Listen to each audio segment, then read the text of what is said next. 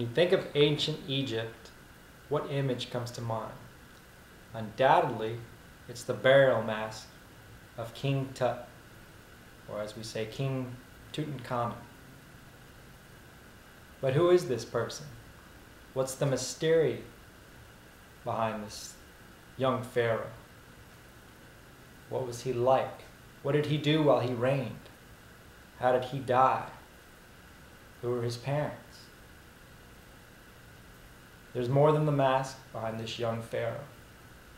I'd like to discuss some of these interesting facts about this young pharaoh. First interesting fact, his name. When he was born, he was known as Tutankhamun, which translates as the living image of the god Aten, who was promoted by his father, Anakhtahran. You see that he had moved away from the polytheism that was prominent in ancient Egypt and moved to a more monotheistic, single god religion, worshiping the god of the sun, Aten. So, when he was born, Tutankhamun was known as Tutankhaten. Another interesting fact about this pharaoh is the way that we pronounce his name most of the time is incorrect. We're used to calling him King Tutankhamun, when in fact his proper pronunciation is King Tutankhamun, which translation is the living image of the god Amen.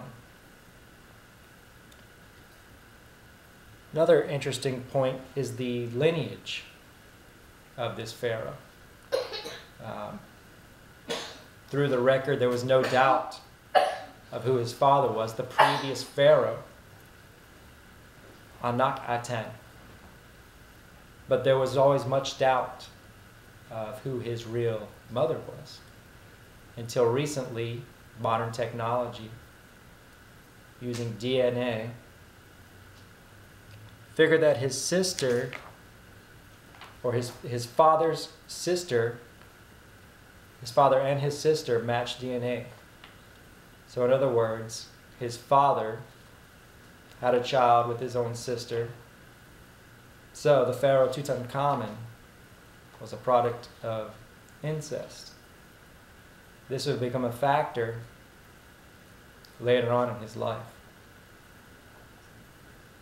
The question comes up, what did this young king do? What did this pharaoh do during his reign? Well, there's a lot of speculation concerning who was actually making the decisions. You have a pharaoh that was 9 years old. It's without a doubt that many of his advisors were very powerful within the kingdom.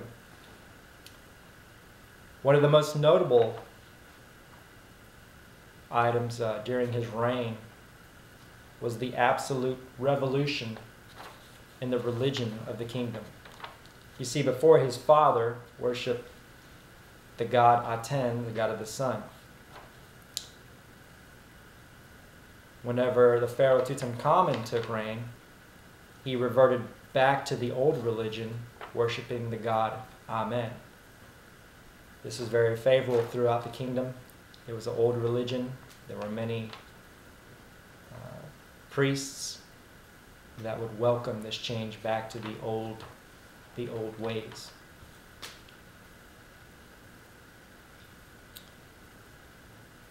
Another point of controversy for this young pharaoh was, how did he die? What was his cause of death? Examining the mummy, it was very obvious that there was some trauma to the back of his head. This was usually thought as the cause of death. Maybe foul play was suspected.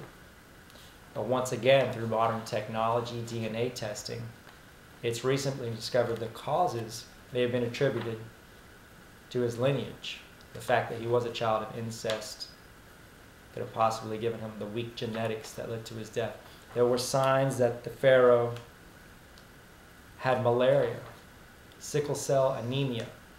So we think of him as a very frail young king.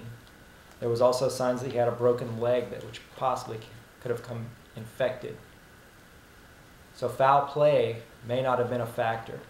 He just may have been a weak, young, frail person that succumbed to all the hardships of those days.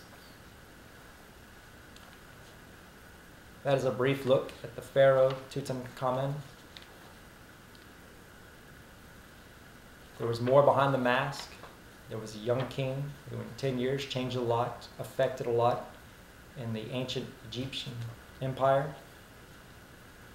He had a very mysterious life, mysterious lineage, and mysterious reign.